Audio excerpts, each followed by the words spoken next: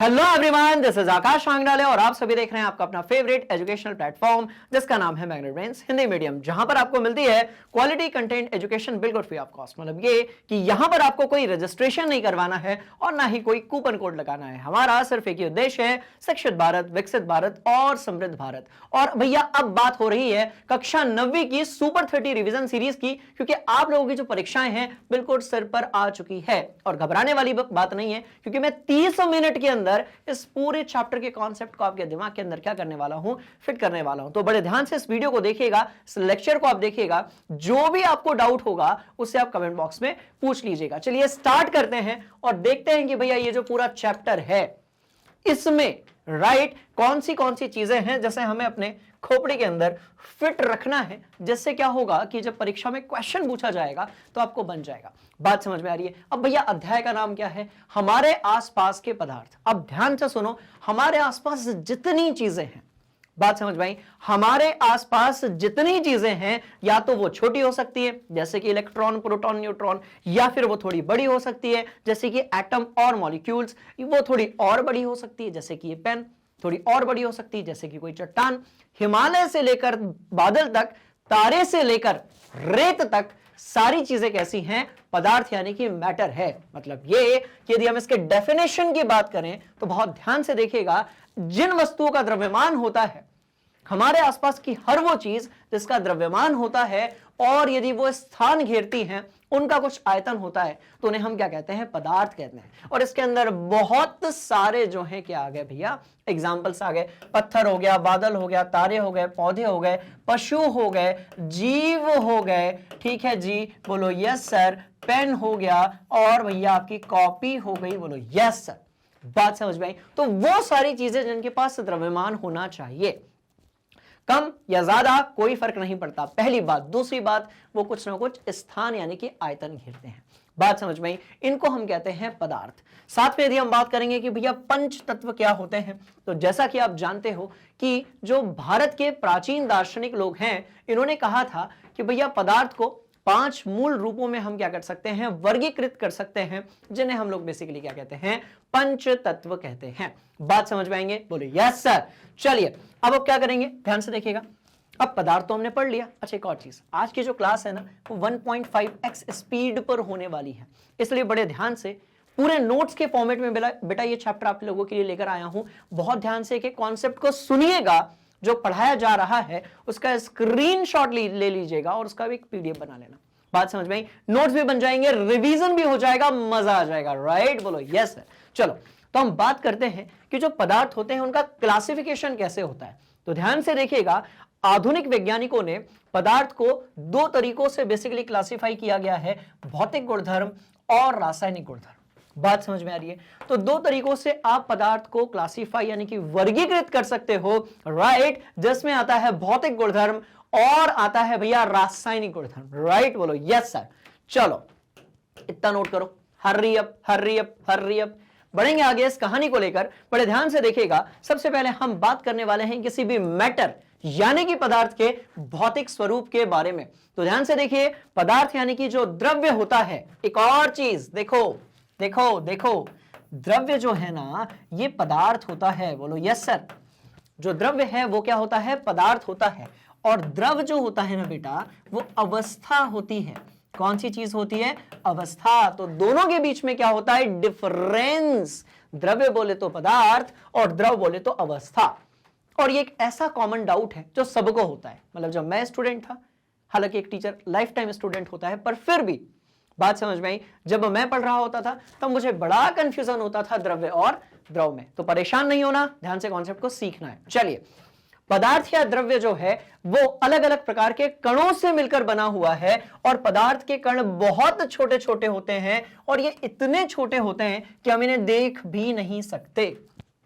पदार्थ जो है वो बहुत ज्यादा छोटे छोटे कणों से मिलकर बना हुआ है, जिन्हें हम देख भी नहीं सकते। राइट, बोलेंगे यस सर।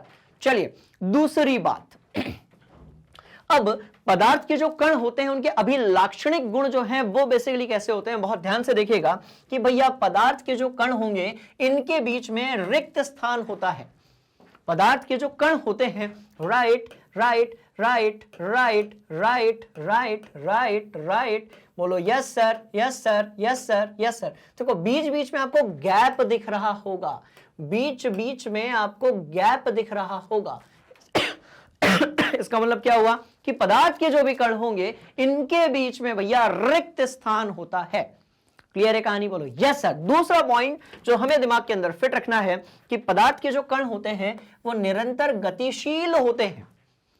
बात समझ में आई? पदार्थ के जो कण होते हैं, राइट, एटम्स एंड मॉलिक्यूल्स, अणु या परमाणु की यदि हम बात करें तो ये निरंतर कैसे होते हैं, गतिशील होते हैं। और ध्यान से देखिएगा यहां से क्वेश्चन पूछा ही जाता है, तापमान बढ़ने पर कणों की जो गति है वो तेज हो जाती है। तापमान बढ़ने पर कणों की जो गति है वो तेज हो जाती है। एक एग्जांपल लेते हैं और इस कहानी को दिमाग के अंदर फिट करते हैं, राइट। चलो इसको मिटाते हैं यहां से, ठीक है, ध्यान से देखना। हमने क्या किया, एक प्रेशर कुकर ले लिया, बोलो यस सर। भाई ये सस्ता वाला प्रेशर कुकर आपको दिख रहा होगा, राइट। इसके अंदर जो है हमने डाल दिया पानी और नीचे से प्रेशर कुकर का हम बना रहे हैं हैप्पी बर्थडे, यानी कि अपने नीचे से दे दी ऊष्मा। अब क्या होगा, जब ऊष्मा हम इसको देंगे यानी कि हम तापमान कैसा कर रहे हैं, बढ़ा रहे हैं, बोलो यस सर। तो उससे क्या होगा कि ये जो अंदर के आपके पार्टिकल्स हैं इनकी जो गति होगी वो कैसी हो जाएगी, बढ़ जाएगी। तो सीधी बात ये कि तापमान बढ़ने से जो कण होंगे उनकी गति यानी कि जो वेलोसिटी है, मोशन है, वो कैसा हो जाएगा, बढ़ जाएगा। दिमाग में फिट किया जाए, ठीक। तीसरी कहानी जो कि दिमाग के अंदर आपको फिट रखनी है कि भैया पदार्थ के जो कण होते हैं वो एक दूसरे को आकर्षित करते हैं। पदार्थ के जितने भी कण होते हैं वो अलग अलग आकर्षण बलों के कारण एक दूसरे को आकर्षित करते हैं। बात समझ में आई, नोट करो, हरी अप। पक्का जी। चलिए बढ़ेंगे आगे इस कहानी को लेकर, ध्यान से देखिएगा। हम बात करेंगे पदार्थ की अवस्थाएं, ठीक है। तो पदार्थ की जो अवस्थाएं होती हैं, है ना, वो मुख्य रूप से कितनी होती हैं, 3 होती है। देखो, ठोस होती है, द्रव होती है, गैस होती है। इसके बाद जो है एक और होती है जिसको हम लोग बोलते हैं प्लाज्मा। एक और अवस्था होती है जिसे हम लोग बोलते हैं प्लाज्मा। एक और अवस्था होती है जिसे हम लोग बोलते हैं प्लाज्मा अवस्था। बात समझ में आ रही है? इसके बारे में भी हम बात करेंगे। तो ध्यान से देखिएगा, पदार्थ की जो अवस्थाएं होती हैं उसको हम आकार, पदार्थ की जो भी अवस्थाएं होती हैं इसको हम आकार, और भैया कणों के बीच की दूरी, बात समझ में आई, बोलिए यस सर।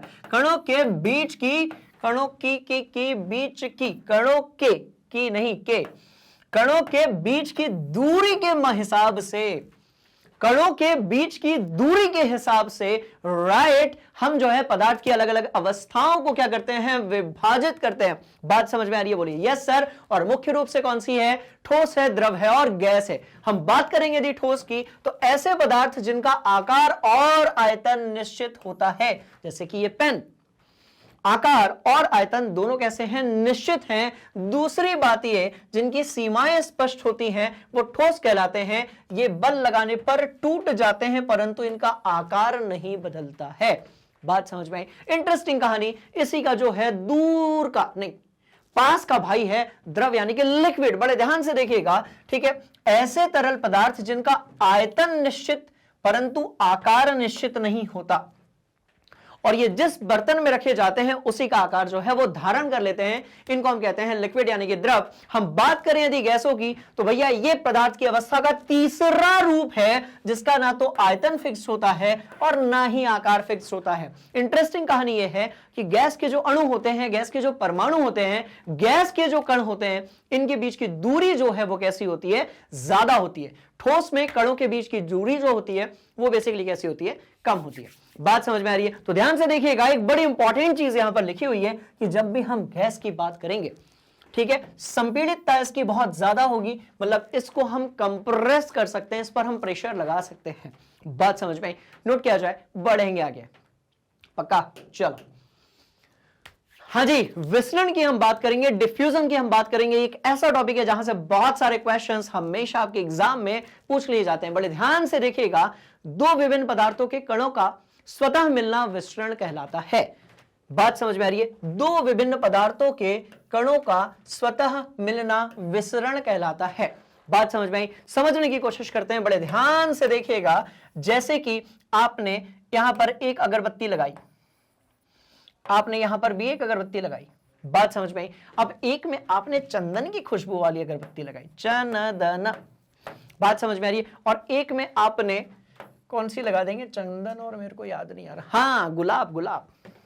अब तो सब टाइप की अगरबत्ती आती है, बात समझ में। अब भैया एक से चंदन की खुशबू आ रही है, बोलो यस सर। एक से जो है गुलाब की खुशबू आ रही है, बोलो यस सर। ये ऊपर से खुला है, हाँ ऐसे, नहीं तो आप बोलोगे सर बंद है तो ऑक्सीजन तो होगी नहीं, बात समझ में, बोलो यस सर। अब इस डिब्बे के अंदर दो अगरबत्तियां हैं, एक से निकल रही है चंदन की खुशबू, दूसरे से निकल रही है गुलाब की खुशबू। बड़े ध्यान से देखिएगा, दोनों से निकलने वाली जो खुशबू है एक दूसरे में क्या हो जाएगी, मिक्स हो जाएगी। दोनों से निकलने वाली जो गैसें हैं, धुआं है, एक दूसरे में मिक्स हो जाएगा। इसी को हम लोग कहते हैं विसरण, राइट। तो ध्यान से देखिएगा, गर्म करने पर विसरण तेज हो जाता है, क्योंकि तापमान बढ़ने से कणों की जो गति होती है बबुआ वो बढ़ जाती है। क्लियर है कहानी, बोलो यस सर। हम बात करेंगे द्रव में, ठोस, द्रव और गैस तीनों का विसरण संभव है। द्रव के अंदर ठोस, द्रव और गैस तीनों का विसरण संभव है। विसरण की जो दर है वो सबसे ज्यादा किसके लिए होती है, गैस के लिए होती है, क्योंकि इसके जो पार्टिकल्स यानी कि कण होते हैं उसकी जो गति है वो बहुत ज्यादा होती है। नोट किया जाए, हरी अप, राइट। चलो इस कहानी को थोड़ा और आगे लेकर चलेंगे। हम बात करते हैं कि जब भी हम किसी द्रव्य को यानी कि पदार्थ को तापमान में परिवर्तन करवाते हैं तब बेसिकली होता क्या है। अब आप बोलोगे सर तापमान में परिवर्तन, ध्यान से देखिएगा, जब भी हम दाब, दोनों चीजें, और ताप, दो चीजें हैं, इंटरेस्टिंग है। दाब यानी कि प्रेशर, ताप यानी कि टेम्परेचर में परिवर्तन में जब भी हम क्या कराते हैं भैया, परिवर्तन कराते हैं। जब भी हम ताप और दाब में परिवर्तन कराते हैं तब बेसिकली परिवर्तन होता है अवस्था में। किसमें परिवर्तन होगा, अवस्था में परिवर्तन होगा। बड़ी इंटरेस्टिंग ये कहानी है, तो ध्यान से देखिएगा। तापमान में जब हम परिवर्तन करवाएंगे तो इसका असर क्या पड़ेगा, तो ध्यान से देखिए। अवस्था में परिवर्तन होगा, ठोस से द्रव और द्रव से गैस बन सकता है यदि हम तापमान बढ़ा रहे हैं। कम कर रहे हैं तो गैस से द्रव और द्रव से ठोस बन सकता है। ध्यान से देखिए, जब भी हम ठोस के तापमान को बढ़ाते हैं उसके कणों की गतिज ऊर्जा बढ़ जाती है, जिसके कारण कण अधिक तेजी से कंपन करने लगते हैं और ऊष्मा के द्वारा प्रदत्त ऊर्जा का कणों के बीच आकर्षण बल को पार कर लेती है। और इससे क्या होता है कि ठोस जो है वो बेसिकली द्रव में परिवर्तित हो जाता है। नोट किया जाए, बात समझ में आई। अब इसके नीचे यहां पर एक डायग्राम दिया हुआ है, बड़े ध्यान से देखिएगा। ठोस अवस्था को ऊष्मा देंगे तो द्रव में परिवर्तित हो जाएगा। द्रव को यदि हम ऊष्मा देंगे तो भैया गैसीय में परिवर्तित हो जाएगा। वहीं के वहीं यदि हम शीतलन करते हैं गैस का तो द्रव में, और द्रव का यदि हम शीतलन करेंगे तो ठोस में परिवर्तित हो जाएगा। बात समझ में आई, बोलो यस सर। चलो क्या आपने ऐसा नोट कर लिया, बिल्कुल कर लिया, क्योंकि याद रहे 30 मिनट के अंदर इस पूरे चैप्टर का हम करने वाले हैं काम तमाम। बड़ी इंटरेस्टिंग ये कहानी है। चलो आगे बढ़ने वाले हैं। हम बात करेंगे गलनांक के बारे में। यदि आपको इसकी डेफिनेशन आती है तो एक बार अपने से ट्राई करो, फिर बढ़ते हैं आगे। तो ध्यान से देखिएगा, बड़ी शानदार सी ये बात है कि भैया गलनांक एक ऐसा न्यूनतम तापमान है, कोई भी तापमान नहीं, बात समझ में आ रही है, एक ऐसा तापमान जिस पर जो ठोस है वो पिघलकर परिवर्तित हो जाता है द्रव में। यदि हम बात करें आइस यानी कि बर्फ की, यदि हम बात करें आइस यानी कि बर्फ की, तो भैया 0 डिग्री सेल्सियस इसका क्या होगा, गलनांक होगा। मतलब ये कि इस तापमान पर बर्फ जो है वो पिघलकर जल में परिवर्तित हो जाएगा। बात समझ में आई, बोलिए यस सर। किसी ठोस का गलनांक उसके कणों के बीच के आकर्षण बल के सामर्थ्य यानी कि स्ट्रेंथ यानी कि ताकत पर जो है डिपेंड करता है। अर्थात जितना अधिक गलनांक होगा उतना ही अधिक अंतराण्विक बल होगा।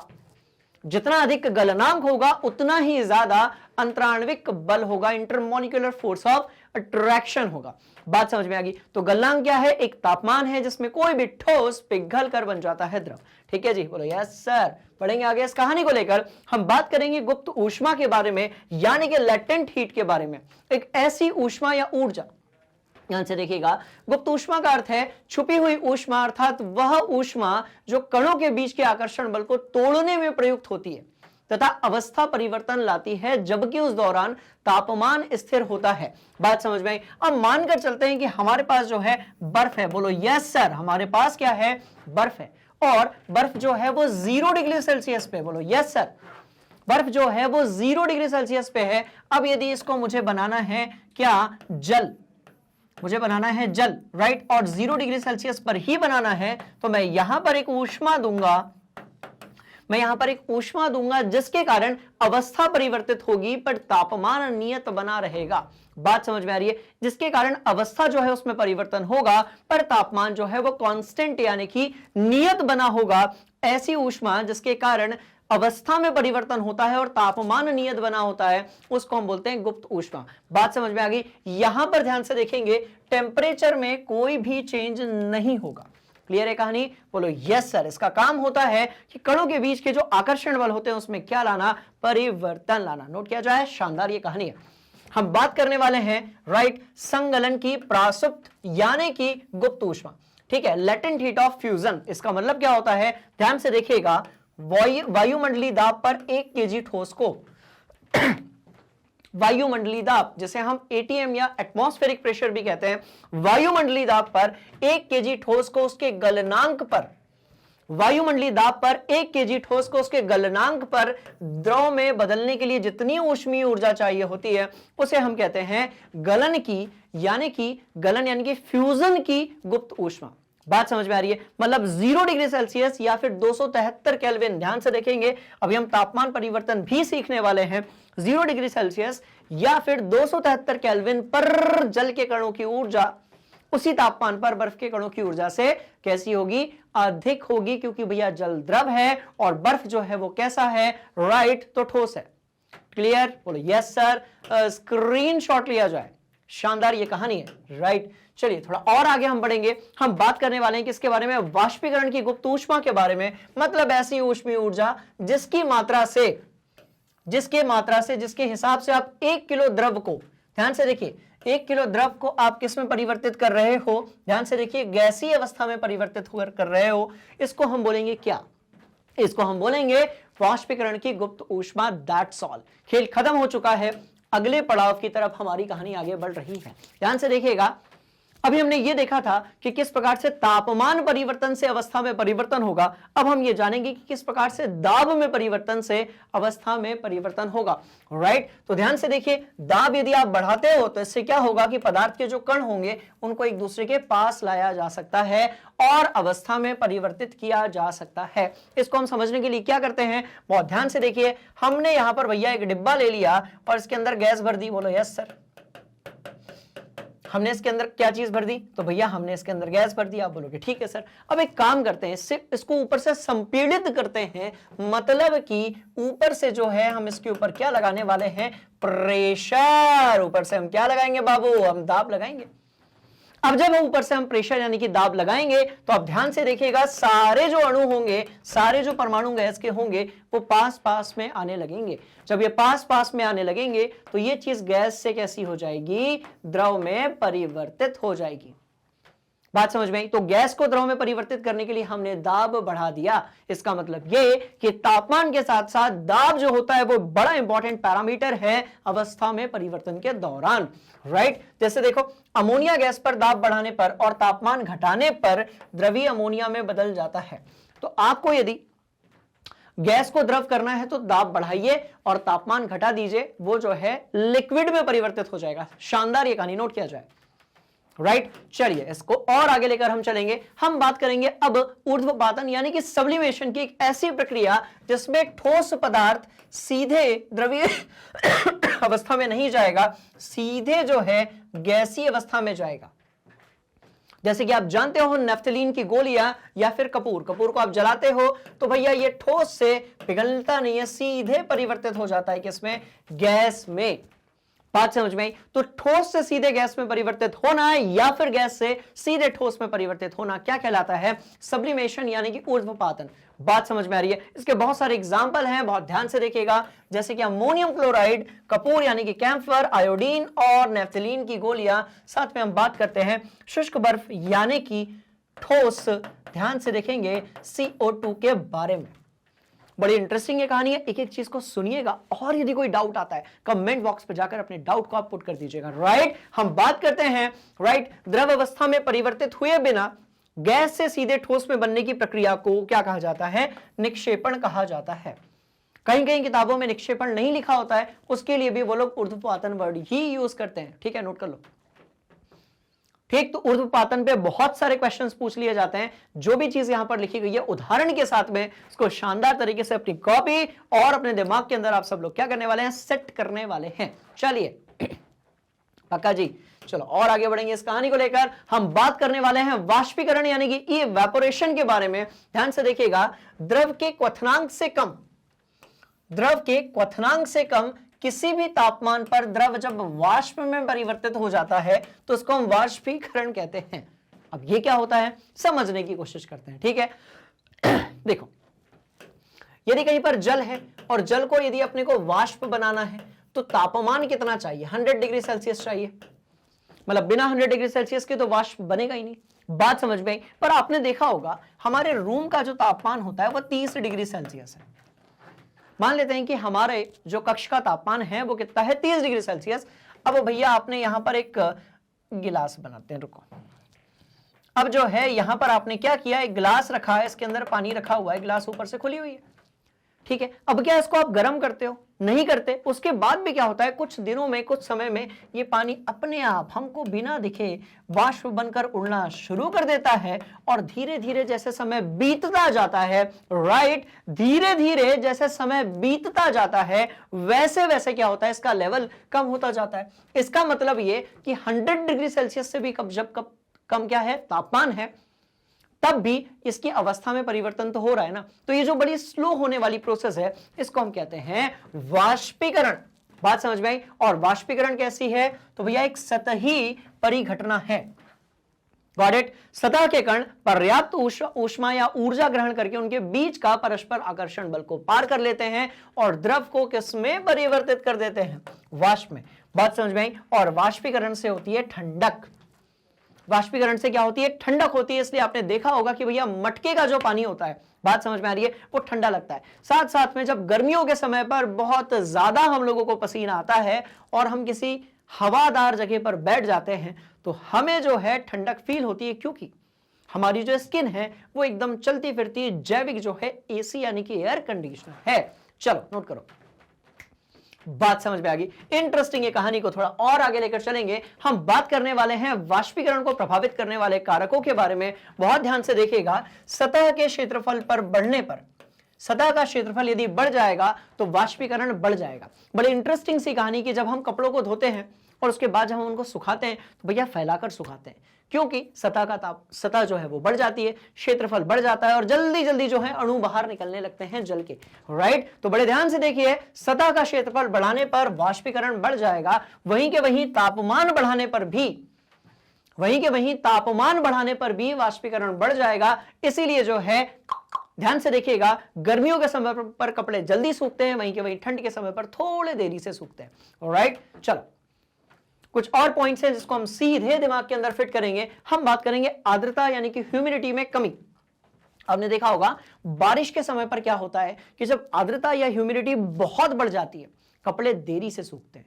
ऐसा नहीं कि तापमान कम रहता है, तापमान बहुत रहता है, पर यदि आर्द्रता है, ह्यूमिडिटी है, वातावरण में यदि जलवाष्प मौजूद है तो वाष्पीकरण धीमी हो जाएगी। हम बात एक और चीज के बारे में करेंगे, वायु की गति। ध्यान से देखिएगा, जितनी तेज हवाएं चलेंगी उतनी स्पीडली जो है वाष्पीकरण होगा और जल्दी जल्दी जो जल के कण हैं वो जलवाष्प में परिवर्तित हो जाएंगे। नोट किया जाए, पक्का। चलो ठीक है, और आगे बढ़ेंगे इस कहानी को हम लेकर। हमें क्या क्या याद रखना है, तो ध्यान से देखिए, जब भी आपको क्या करना है भैया, केल्विन में तापमान लिखना है तो जो भी डिग्री सेल्सियस में है उससे आप 273 क्या कर दें, ऐड कर दें। बात समझ में आई। जैसे मैं कहता हूं कि भैया 225 डिग्री सेल्सियस है तो ये कितना हो जाएगा, 298 केल्विन हो जाएगा, जो कि बेसिकली कक्ष का तापक्रम है। किसका है, तो कक्ष यानी कि रूम टेम्परेचर को हम लोग कैसे रिप्रेजेंट करेंगे, 25 डिग्री सेल्सियस और केल्विन में, जो कि एसआई यूनिट है तापमान की, 298 केल्विन। बात समझ में आई। इस कहानी को थोड़ा हम और आगे लेकर चलेंगे। हमने गलनांक की बात की, अब हम बात करेंगे क्वथनांक यानी कि बॉइलिंग पॉइंट के बारे में। एक ऐसा तापमान जिस पर एक ऐसा तापमान जिस पर कोई भी द्रव जो होगा उबलने लगता है और भैया वाष्प में परिवर्तित हो जाता है, उसको हम कहते हैं क्वथनांक। जैसे यदि हम बात करें जल की, जैसे यदि हम बात करें जल यानी कि H2O की, तो इसके लिए जो क्वथनांक है वो बेसिकली कितना है 100 डिग्री सेल्सियस। बात समझ में आ रही है। और यह एक समष्टि यानी कि बल्क परिघटना है जिसमें समष्टि के कण द्रव अवस्था से वाष्प में परिवर्तित हो जाते हैं। और ध्यान से देखिएगा, इस पर्टिकुलर टॉपिक के मैंने बहुत सारे न्यूमेरिकल्स करवाए हैं, आप सारे टॉपिक वाइज वीडियोस देखना, वन शॉट रिवीजन देखना, राइट। वहां पर डीप में एक एक टॉपिक को जो है तगड़े से निपटाया गया है। चलो नोट कर लो, पक्का। चलिए थोड़ा और आगे बढ़ेंगे इस कहानी को लेकर, बड़ी इंटरेस्टिंग होने वाली है। हम बात करेंगे एक और गुणधर्म यानी कि डेंसिटी के बारे में, जो कि बेसिकली क्या होती है, द्रव्यमान बटे आयतन। क्या होती है, क्या होती है? तो आप बोलेंगे सर द्रव्यमान बटे आयतन होती है। द्रव्यमान जो है उसकी इकाई केजी है, आयतन की जो है वॉल्यूम की मीटर क्यूब है, ऊपर जाकर मीटर इनवर्स क्यूब हो जाएगा। That's all. बात समझ में आ रही है? इंटरेस्टिंग कहानी नोट करो। तो किसी पदार्थ के प्रति इकाई आयतन को हम क्या कहते हैं? द्रव्यमान। प्रति इकाई आयतन के द्रव्यमान को हम लोग बेसिकली घनत्व कहते हैं। ठीक है, चलिए और आगे बढ़ने वाले हैं, कहानियां बड़ी और शानदार होने वाली है। हम बात करेंगे फ्रीजिंग यानी कि जमने की। द्रव अवस्था से ठोस अवस्था में परिवर्तन को जमना कहते हैं। फ्रीजिंग पॉइंट वही होता है जो कि मेल्टिंग पॉइंट होता है, जिस पर कोई ठोस आपका द्रव जो है ठोस में परिवर्तन होने शुरू कर देता है। ठीक है, जिसको हम हिमांक भी कहते हैं। हम बात करेंगे एटमॉस्फेयर की, राइट। तो जब हम लिखते हैं 1 atm, राइट, हम जब लिखते हैं 1 atm तो भैया एक नॉर्मल वायुमंडलीय जो दाब है उसको हम लिखते हैं 1 atm, that is 1.01 into 10⁵ pascal, into 10⁵ pascal. बात समझ में आ रही है? तो वायुमंडल में सामान्यतः जो है 1 atm प्रेशर होता है, जो कि अभी भी आपके ऊपर लग रहा है, अभी भी मेरे ऊपर लग रहा है, हमारे आसपास की हर एक चीज पर लग रहा है, राइट। बोलो यस सर। इंटरेस्टिंग कहानी, चलो नोट किया जाए। आगे हम बढ़ने वाले हैं। आजकल जो है हम अलग अलग प्रकार की अवस्थाओं के बारे में भी बात करते हैं, जिसमें बोर आइंस्टाइन कंडेंसेट और प्लाज्मा अवस्थाएं भी होती हैं। बात समझ में आ रही है? उसके बारे में हम टॉपिक वाइज में डिस्कस कर चुके हैं, अभी हम बात नहीं करने वाले। हम बात करेंगे किसके बारे में? प्रेशर यानी कि दाब के बारे में। ध्यान से देखिएगा, प्रति इकाई क्षेत्रफल पर लगने वाले बल को हम दाब कहते हैं। गैस के कण बर्तन की दीवारों से तथा आपस में टकराते हैं, जिससे उत्पन्न होता है दबाव यानी कि प्रेशर यानी कि दाब। That's all. और इसकी एक ऐसा यूनिट क्या है? तो भैया पास्कल यानी कि पीए से आप इसको रिप्रेजेंट करोगे। इंटरेस्टिंग कहानी, बड़े ध्यान से देखिएगा। कुछ ऐसी राशियों के बारे में मैं बात कर रहा हूं, कुछ ऐसी प्रॉपर्टीज या क्वांटिटीज के बारे में मैं बात कर रहा हूं जिनके मात्रक भी गिवन है, प्रतीक भी गिवन है। जल्दी से स्क्रीनशॉट लीजिए, हम बढ़ेंगे आगे। हर्री अप, पक्का। चलो बहुत बढ़िया, शानदार ये कहानी थी जो मुझे आप लोगों को सुनानी थी। लास्ट में इस पूरे चैप्टर का एक और छोटा सा तगड़ा वाला रिवीजन, बड़े ध्यान से देखिएगा। ठोस से द्रव में परिवर्तित होना, संगलन या फिर जमना द्रव से ठोस में, तो सारी प्रक्रियाएं यहां पर आपके सामने लिखी हुई हैं। इसका बढ़िया से स्क्रीनशॉट लीजिए और बहुत शानदार तरीके से अपने दिमाग और खोपड़िया के अंदर फिट कर लीजिए। और इसी तरीके से बने रहिए मैग्नेट ब्रेन्स के साथ, क्योंकि हम करवाने वाले हैं आपको, जैसा कि आप जानते हो, टॉपिक वाइज पूरे कंप्लीट हो चुके हैं। One shot revision, NCERT solution, previous year questions, most important questions, सब कुछ हो चुका है कंप्लीट, राइट। अब बारी है भैया 30 मिनट सुपर 30 रिवीजन सीरीज की, जिसमें अगली क्लास में इसके बाद वाला चैप्टर केमिस्ट्री से मैं लेकर आ रहा हूं। अपने पूरे दोस्तों को इन्फॉर्म कर दो कि 30 मिनट में सारे इंपॉर्टेंट कॉन्सेप्ट्स को दिमाग के अंदर फिट कराया जा रहा है मैग्नेट ब्रेन्स हिंदी मीडियम पे। और अगली वीडियो आपको मिलने वाली है आपके इसी अपने फेवरेट प्लेटफॉर्म पे, जहां पर इंग्लिश के लिए मैग्नेट ब्रेन्स और हिंदी के लिए मैग्नेट ब्रेन्स हिंदी मीडियम आपको प्रोवाइड कराता है हाई क्वालिटी एजुकेशन, बिल्कुल free of cost, quality content के साथ में। और आपको जो है नीचे डिस्क्रिप्शन में लिंक गिवन होगी, वहां से आप बुक्स और ई बुक्स को भी प्राप्त कर सकते हो, राइट। तो आज की क्लास में जो भी आपको डाउट होगा, रिलैक्स, अब क्लास खत्म हो गई, अपन एकदम आराम से बात कर सकते हैं। एक्चुअल जो स्पीड है ना उसमें। बात समझ में आ रही? बोलो यस सर। तो आज की क्लास में आपको जो भी डाउट होगा, क्लियर, उसे आप कमेंट बॉक्स में पुट कर दीजिएगा, हम उस डाउट को वहीं पर घुसकर सॉल्व कर देंगे। बात समझ में आ रही है? खूब पढ़िए, मस्त रहिए, और भैया मैग्नेट ब्रेन्स हिंदी मीडियम को लाइक करते रहिए, शेयर करते रहिए और सब्सक्राइब कीजिए। मिलते हैं अगली क्लास में। Thank you so much. जय हिंद।